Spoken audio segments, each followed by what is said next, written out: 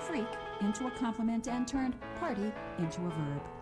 I was more worried about the mindless stunt he pulled in Norton's office because it meant Lenny's manic cycle could be kicking in. The one on Mother's chest, noun, that taught me scar, raised stripe where a breast had been. This picture was the strikeout king of the league. People weren't supposed to get home runs off of him, let alone me. I was not necessarily a long ball hitter.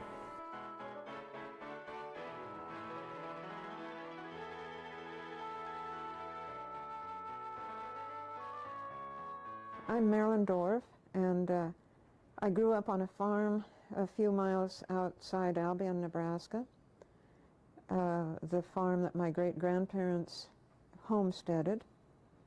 I was an only child and spent a lot of time outdoors. I love the outdoors. I came to Lincoln right after high school graduation, worked in several jobs, mainly a law firm for 17-some years and traffic consultants for 19, from where I retired 4 years ago. So I'm retired and enjoying it very much. Nebraska and the Plains have had a great influence on my writing because I love the land. Love to even go out now and just go for a drive and see the land, and it does me good. And the hills, I love the hills. I grew up in the hills.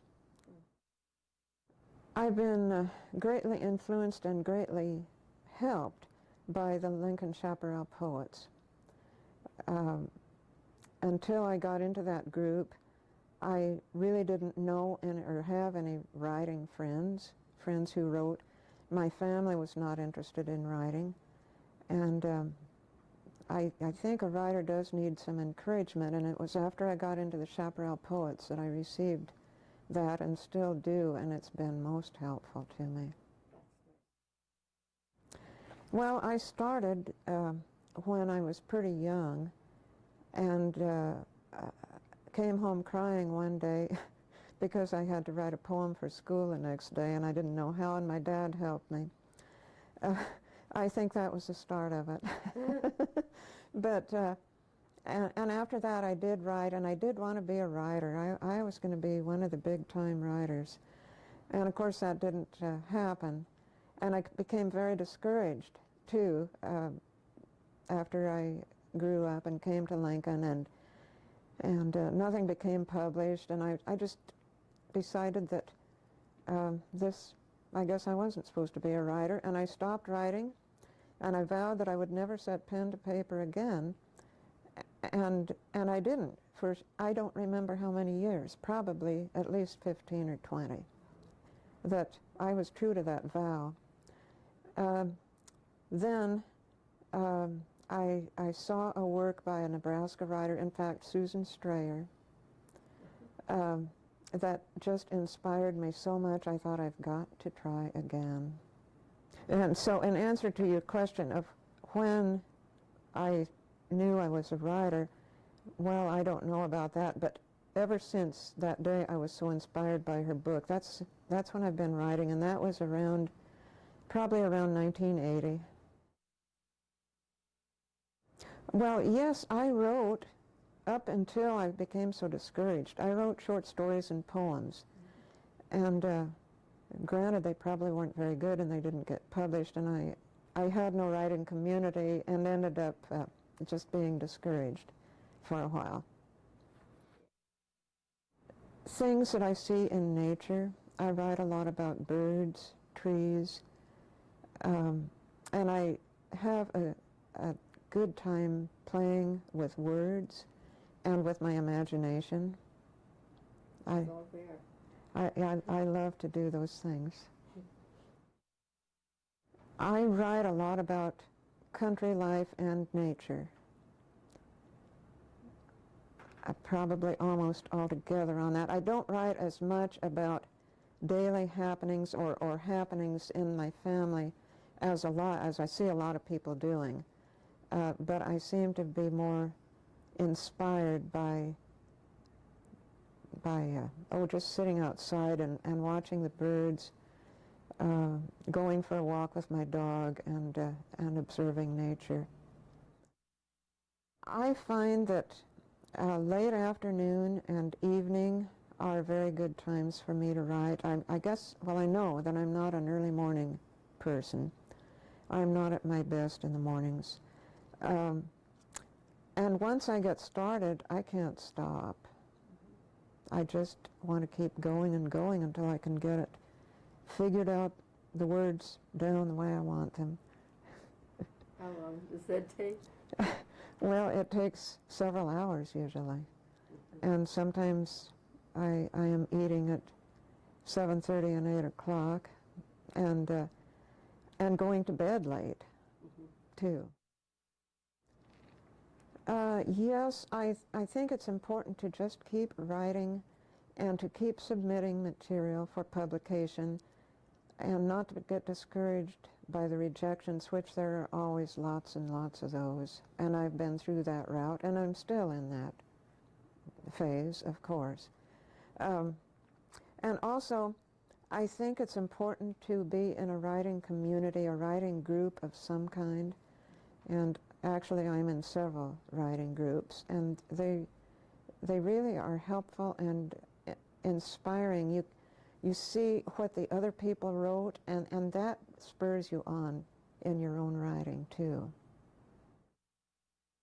Oh, I always have some poems in the works that I want to go back to. I have a couple right now that have some what I called wild writing, that I just wrote down some thoughts, and then I'll go back and try to tame some of the wild out, perhaps, and make them into a poem. Well, that is an organization that's, I guess, I'm told it started back in the 1940s. And it's open to people who write poetry. We meet once a month, the third Monday evening of the month. We have a publication, Poetry Pages, which I am the editor of, and have been for something like 16, 17 years. And it amounts mainly to poems submitted by the member poets, and comes out to usually be either 3 or 4 pages in length, as well as little news notes about where the meeting is to be at, what day, what the program will be, and so forth. During the meeting, we always go through the poetry pages for a time of critique for each person and ask the person if they want their poem critiqued. We ask them to read it, and they may want it critiqued, or it may be that they're satisfied with it the way it is. But I will say that that is how I have learned, as I said before, a lot about writing poetry, from the critiquing and from that group. I have been helped so much by that. Well, that was pretty great.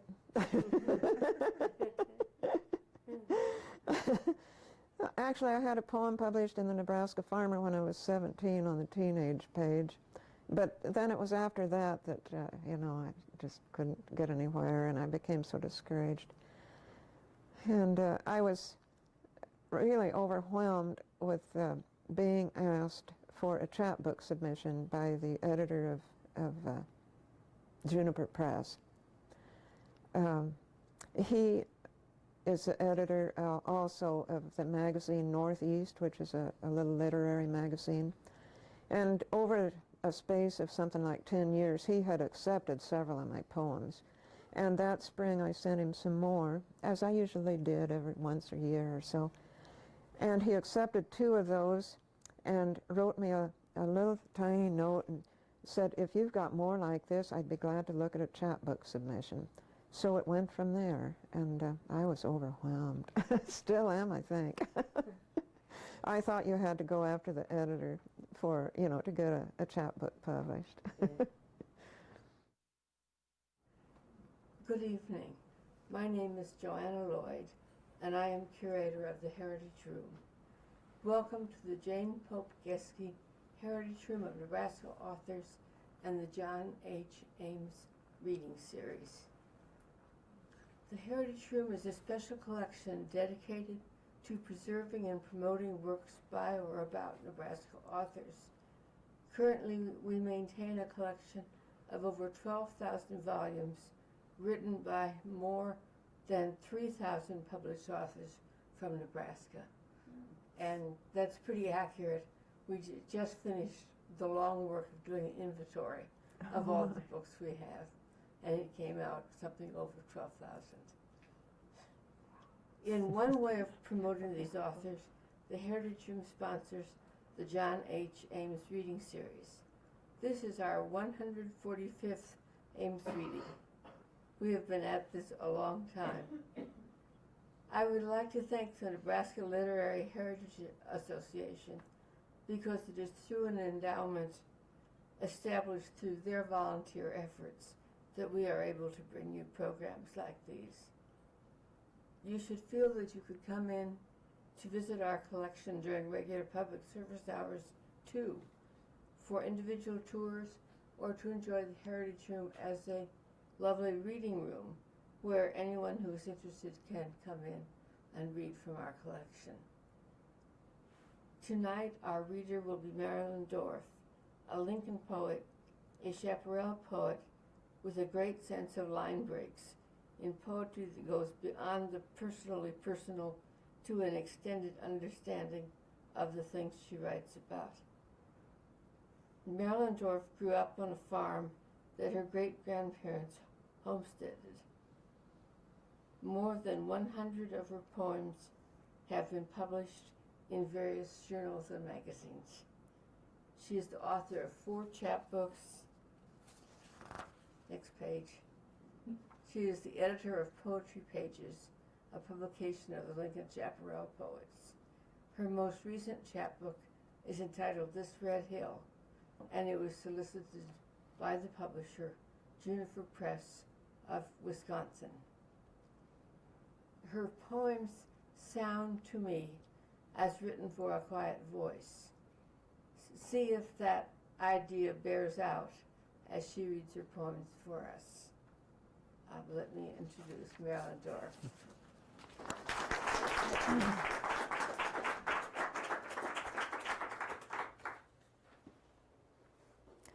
Thank you, Joanna, and thank all of you for coming this evening. I really appreciate it. As Joanna told you, I grew up on a farm, and I was also an only child. So I had a lot of time, it seemed, to wander around. I've always loved the outdoors, and I spent a lot of time wandering around in the trees on our farm and watching the birds, and a lot of my poetry comes from that. Nature brings a wonderful sense of peace, I think, especially at evening, at dusk. And so I'm going to begin this evening by reading my title poem to my chapbook, This Red Hill. This red hill has offered itself one more time to the gods. This silence, this sanctity, the ripening of one common night, clear as if spoken from the throat of a meadowlark. The last hues of mulberry riding down the west bank to follow the sun, and the cows in a queue, slow lift of hoof, front and then back, knowing the order as the sky knows the wrinkle and fold of each wave on the ocean's far face. Here it is the unfolding of grass, hill after hill, and the valleys, each with its windmill, soft throb of bearings and bushings, calling the herd down the slope to water pumped from the thick, good ground, fresh as juice squeezed out of ripe fruit, bubbly and waiting in tankfuls of stars, and the wind rising, picking the solid white moon out of tangles of clouds. I've heard some people say that in Nebraska the wind always blows, but the wind doesn't always blow. and occasionally there'll be a day or 2 or 3 days, perhaps, there were on the farm when the wind did not blow enough to turn the windmill, and the stock tank got too low for the cattle to drink. So that was pretty serious, and my parents would go out in the evening and pump water by hand. The summer the wind didn't blow. He and she pumped water out of the ground for the cattle, both of them gripping the rigid iron pump handle, he with his left hand and she with her right. How they bent up and down like double needles on a sewing machine, pumping and pumping together, the sounds of clear water streaming into the tank, cattle sipping and belching, dusk slinking across the still land, overlaying the heat, overlaying the stench of summer and sweat. And their eyes followed the sky where they looked for wind and for rain. Every evening you would see them, their hands touching here on this handle, the warmth of them feeding the cattle, feeding the land, a warmth that fed faith to each other. Here on this handle, the imprint of all that ran honest and strong in their veins. And then there are tornadoes. So you have the gamut. My next poem I wrote about some things that a friend told me had happened during the Spencer, South Dakota tornado a few years ago. It was the night of the first firefly, she said. Why would she remember? The sky roiling black in the southwest, sword lightning lashing out warnings, and suddenly everything yellow, the ground, the sky, the house with its fresh white paint, even the flop-eared dog loping home, all turned the color of coffee stain or mild tea. And the air warm as a damp dishcloth pushed into her nostrils, slowing her breath. As she stood on the porch, saw the first firefly, its dipping and purling, confused in the witch's brew light. Then the sound of a train, first one in years, she said, and the wind, oh, the force of it, ripping the screen door out of her hand, the loafers off her feet, and the Catholic church passing by in the street, as if late for its own last Mass. I will never forget hearing those words, and that's what she told me. She saw the Catholic church go by in the street. I also want to read some of my more recent poems, and while we're on the subject of wind, I guess I'll do another one. One of the things the wind does best, as far as I'm concerned, I guess, is to blow foreign material into my eyes. And it seems like I've always had a problem with that. And it happened again last spring when I ended up in the evening going to Lincare to get whatever it was out. Mostly of wind. Actually, that experience that day brought back all these memories of the past, so I wrote them down. Mostly of wind. Close your eyes to the wind that drives wheat chaff and dust motes, kernels of sand and old leaves, fragments of earth, small as a gnat or a gnat's wing, yet large as the Sears Tower, swimming the mild currents inside your eyes. It was the wind that we blamed those years on the farm, our eyes red and smarting, and Mom with her eye cup washing them out. Boric acid, she said, the name sinister sounding as to gnaw the whites out of anyone's eyes. Decades later, the wind still drives its lute into my eyes. Once a snippet of steel from a welding site, the doctor sending me back to work, my eyes still flowing free as a fountain.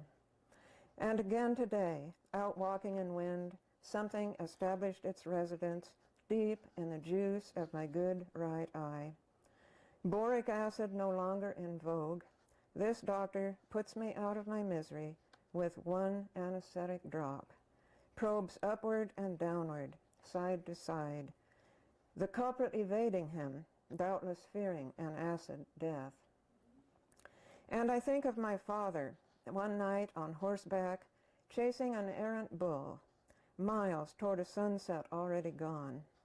He with his eyes to the wind, face sharp in the new dark, only fence posts marking his way. The next day, the bull finally corralled, the doctor aiming his tweezers at a fly speck of steel lodged deep in my dad's eye. Harsh reminder of that dark ride, reminder of horseback and wind, mostly of wind.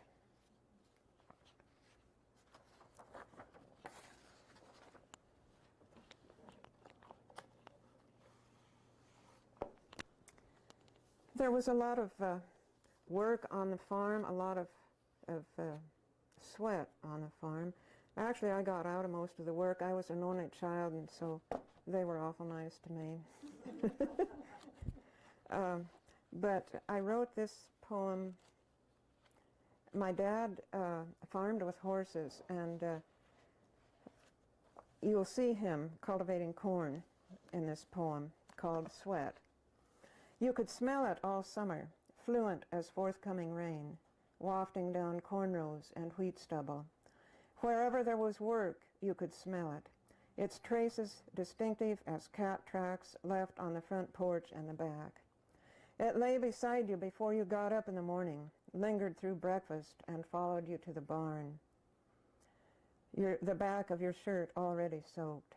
It thrived in the band of your hat, tilted white over your face, those long days you bent to the cultivator, your feet guiding shiny steel shovels, gutting weeds out of young corn, sending soft, oozy earthworms back into the rich, moist dark of Boone County soil.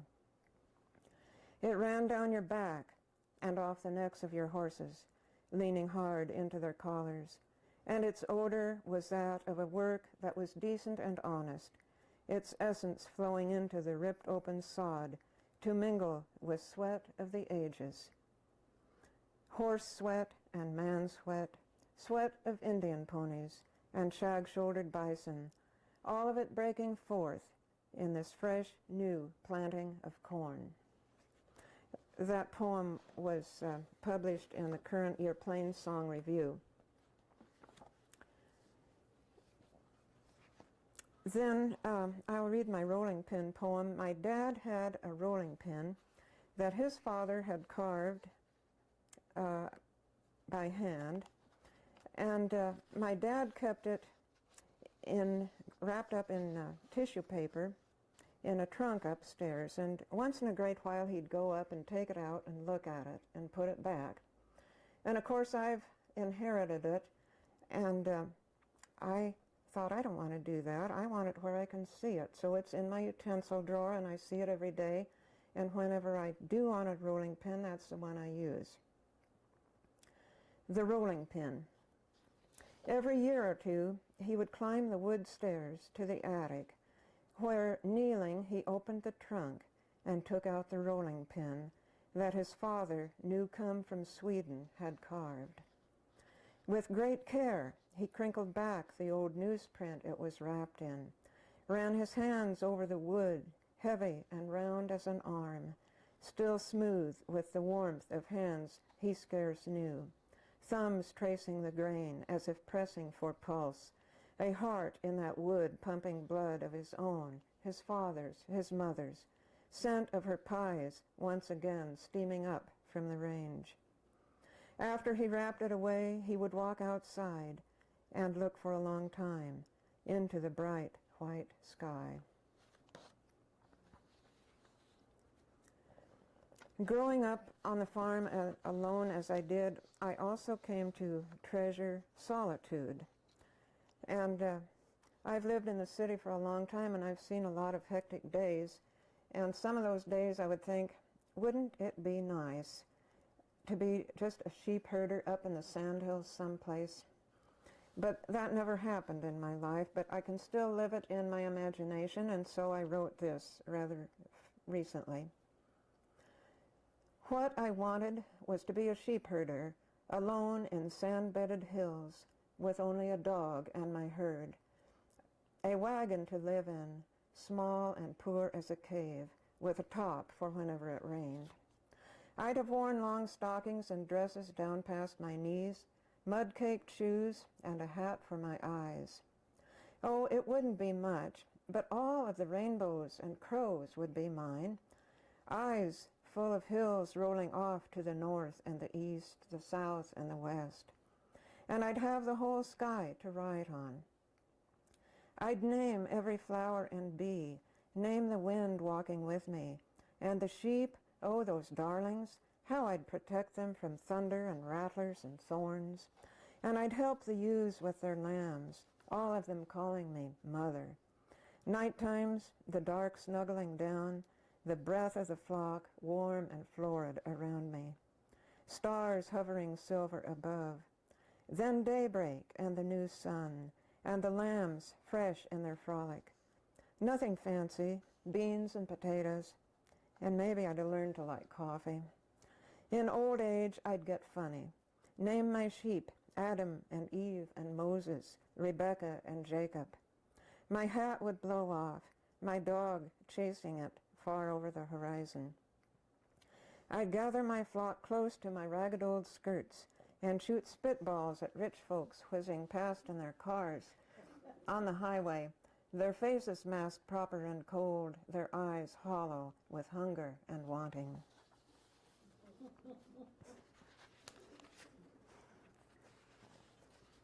Chokecherries grew on our farm, and along with them, poison ivy. and I loved chokecherry jelly so much. My mother used to make it, and we'd all go out and pick chokecherries and come back itching with poison ivy every time. Chokecherries burn red-black, sudden as pupils of a white owl staring out of the bushes, defiantly acid, tart as the wince of a pinched nerve. Their shrubs nestled close among stinging nettles, sharing a sinister sisterhood with the poisonous ivy that brings up wet red welts all over the pickers. Even after they're tamed and turned into claret red jelly in jars, the itches and scabs incurred in their picking remind that wild things will always want their own way. My next poem is about a bachelor farmer. I've known a few, but this one I made up. Many times they were tenant farmers who moved from one place to another maybe almost every year. The clock. Every time he moved, it was the clock that he carried in first. So there would be some movement, some small matter of life, the same scar-faced clock that belonged to its father and grandfather. And he set it on a shelf or inside an open cupboard where he could see its hands working through the slow hours, the cadence from inside the battered box of its body warming the room. And at night, sitting alone among the blankets and baskets and frayed rockers, how he savored the sounds of its ticking and mewling, sweet as the breath of a wife brushing his shoulder. I went to a country school and walked 2 miles there and back every day, and usually with some other kids in the neighborhood, at least part way. And sometimes we talked about the tramps that were said to take up residence in deserted farmhouses. And that was a spooky subject, and we hoped we'd never encounter one, and we never did. But I made up this man too, and I named him Xavier. Xavier, each day at dark, pulls from his pocket the sacred beads brought from his youth on the Rhine, fingers their lackluster polish, then, more out of habit than piety, says them, the Hail Marys a soft thunder out of his throat, each bead cool and soothing, sweet as old wine. He rolls up to sleep then, close under the ribs of the old bridge. He could ride his whole life on its flank.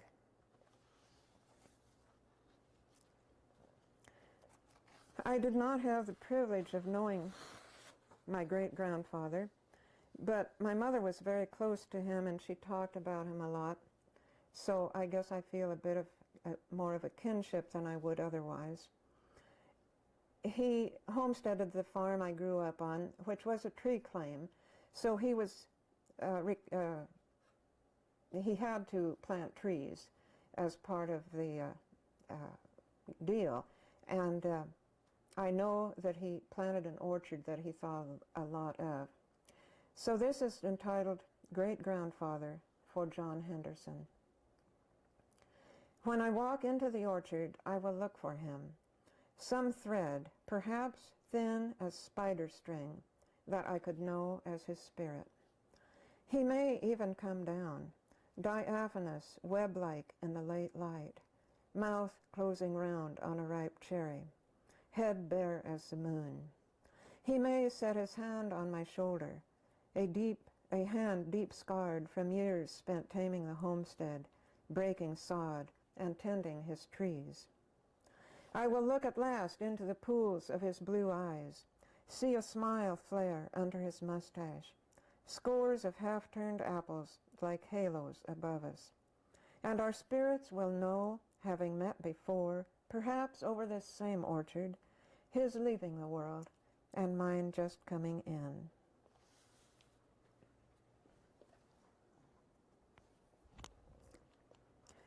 My poems come from a lot of sources. I was talking to my friend Irene, who in fact is here tonight, one time about owls and about the hooting they make. And she said, oh, I'd just like to gather up armfuls of that sound. And so I wrote this poem, which was published in Times of Sorrow, Times of Grace. Owl sound. How I would gather it, whole armloads from under the trees, carry it home by the basketful. Soft owl sound. Still slightly moist and fallen like feathers. How I would hug it close, pick up the rhythm, the rise and the fall of the breath that intoned it. Get it to hum again in the core of my spirit. I would tie it in bunches with bright ribbons, arrange it in nosegays throughout the house, wrap the kind solace of owl sound around me. Day and night, what is sylvan inside me would listen to the round, hollow lyric, and even in sleep, my hand would reach out for the feel of it. Owls seem to surface rather frequently in my poems,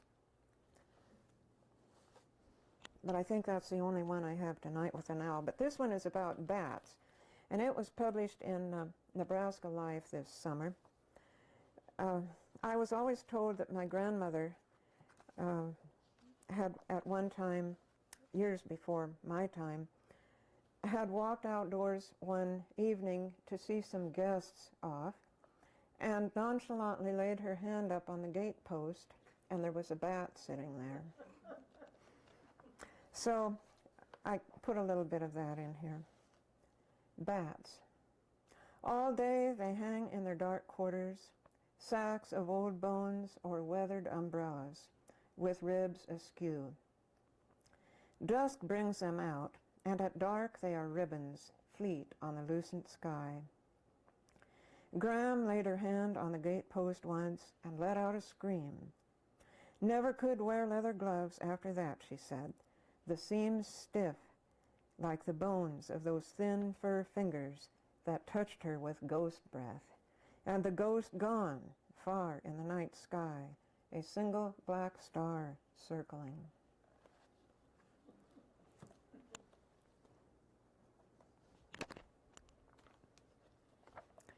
In the 104th Psalm, there is a line that goes, "There donkeys quench their thirst." And that line intrigued me, and I thought, I wonder where they do quench their thirst. So I wrote, "Where donkeys quench their thirst." Evening and the sun gone, and the air still thick with the hum of the heat. It is then that they come, these wild ones, these duns and these grays, rich ochres and chocolates, their muzzles blanched like white buckets, for it is water they want, clattering down the rock canyon, necks extended, lips poised, and they lower their heads to the cool of it, to the beckon of clean, clear water. The taste of it something they have wanted all day, now taking it into themselves, their ears like a factory of mittens, thumbs up and waving, and their eyes liquid, liquid and brown, in the faded brown of old daylight.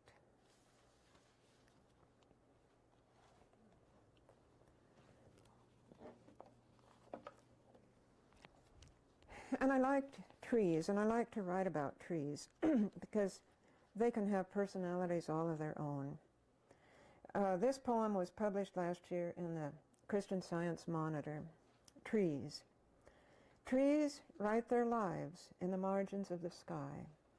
They write with fingers brittle-boned, with scrawny knuckles, and with brawny arms. They write with feathers left behind by birds. They write their names. They write their fames.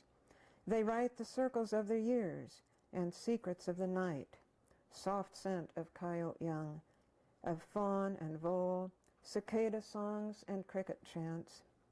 They write of ripples on the lake and sounds of splashing fish, bullfrog bellow and the sounds of sleeping birds. They write on blue sky, black and gray. They write on sunset colors, and they scribble on the moon. And then I have another short tree poem in This Red Hill.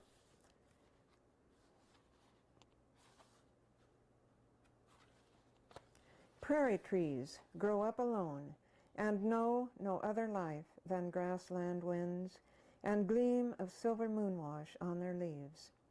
Take but little to the grave, a coat of scabby bark, a set of rings remembering.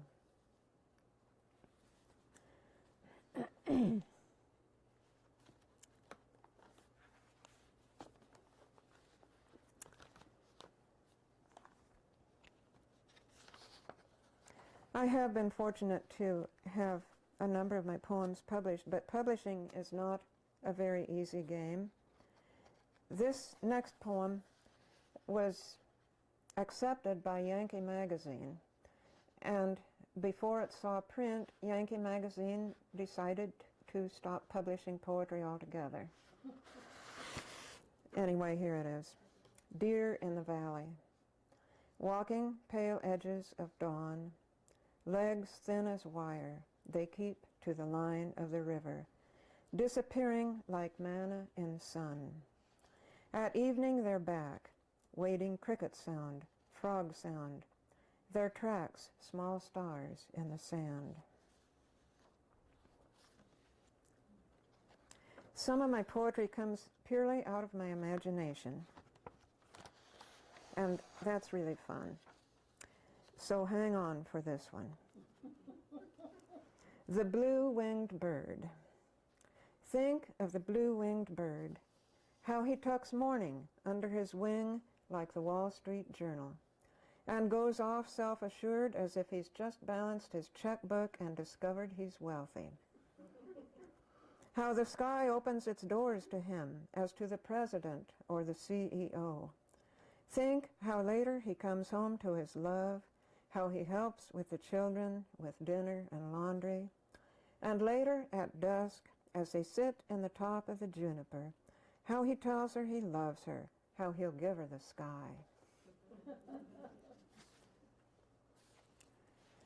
I do write a lot about birds, and in fact, this whole chapbook is about birds, of hoopoes and hummingbirds. And my next poem appears both in that chapbook and in This Red Hill. Voice of the Oriole. And incidentally, we had a tree in our farmyard where I believe every year a pair of orioles came and built their interesting hanging basket nests up there, and that oriole would sing the whole afternoon long, and the songs were just beautiful. Voice of the Oriole. Pour the fine silk of it over and over me. hang its pure sound in a clasp at my throat. Let me take it and wear it and dance it and drink it, this silver, this sunlight, champagne in a prism. And then, since I do write about birds, I recently wrote Writing About Birds.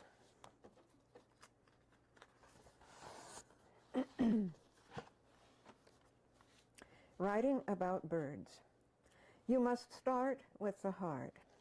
Build it strong out of words fresh and new, words that can watch for the seasons and last the whole trip of migration. For wings, use pliant and thin words, hollow-boned words that take the wind with them, and write their eyes bold, bright as the north sky. Make their feet strong and enduring with talons tiny as pinpoints. When you write about birds, feather them soft in words colored like sky, like lily and rainwash. Then let them fly. Don't expect to contain them on paper.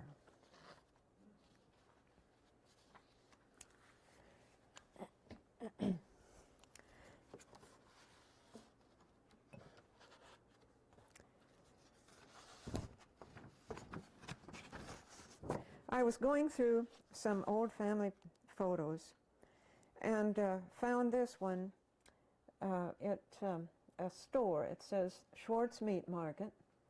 The proprietor apparently is out in front with a couple of young boys and a horse and a cart.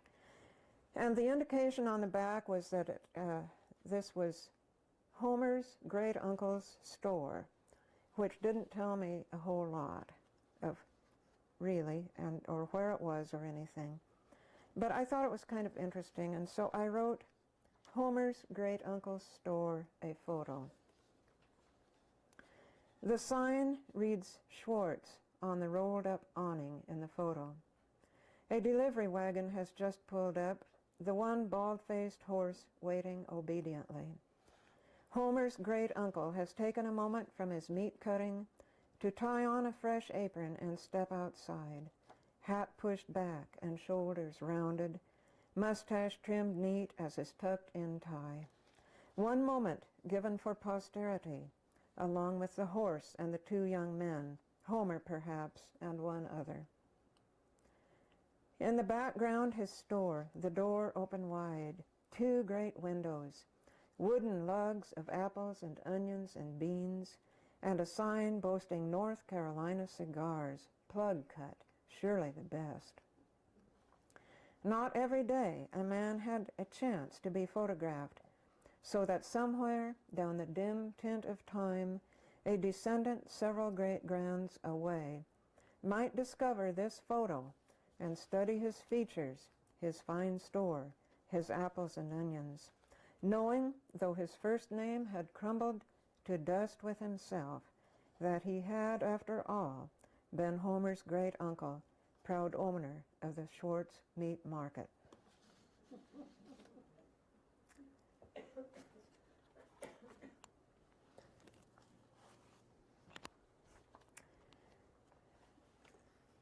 The current Nebraska life has one of my poems in it, entitled The Cistern. After I sold my mother's house, the buyer started remodeling and discovered an old cistern under the bathroom. And I had no idea it was there, and I'm sure that neither of my parents did. The cistern. All the time it was there, cold and unknown as a ghost cowering under the house, filling its dark with our voices, sounds of our laughter gurgling up its walls and back down, collecting our footsteps like cobwebs under the trapdoor. Even the names of our dreams all catalogued, catacombed. Oh, the deceit of that cistern, lying in ambush, and after the auction, gushing all of our secrets into the face of the new owner.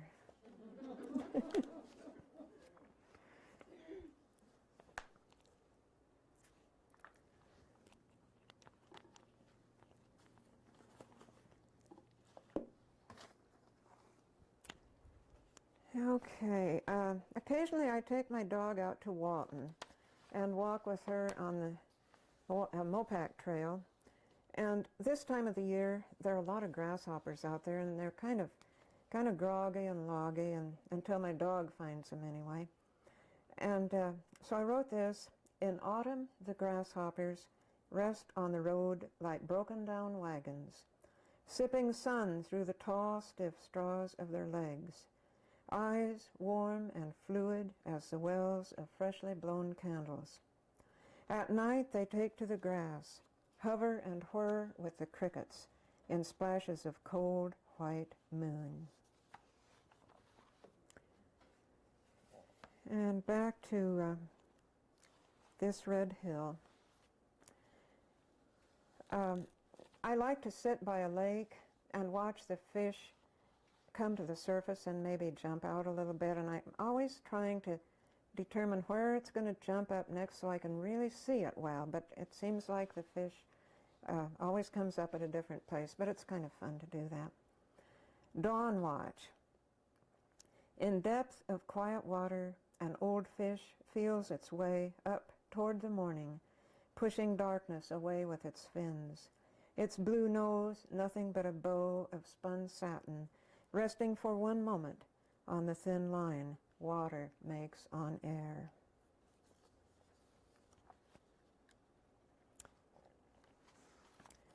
One of my friends lives in a small town where she hears all the trains go through. And she told me one time that her favorite train runs at 3 a.m. And so I thought about that for a while, and I just had to write about that train. So this is 3 a.m. freight. Her favorite train runs at 3 a.m., she says, and it brings its own thunder to town. Its one eye, the lightning. Every night, how she waits for its shake and its shuttle, thrill of its power bobbling the springs of her bed in the dark of her sleep. And she stirs, takes all of it in, the squeak and the slam of the cars, rotation of iron slowing on iron, small sounds of its talking, homey as chatter of geese. But it's the whistle she likes best, she says, shrill and long, flowing for miles, thin as spun thread.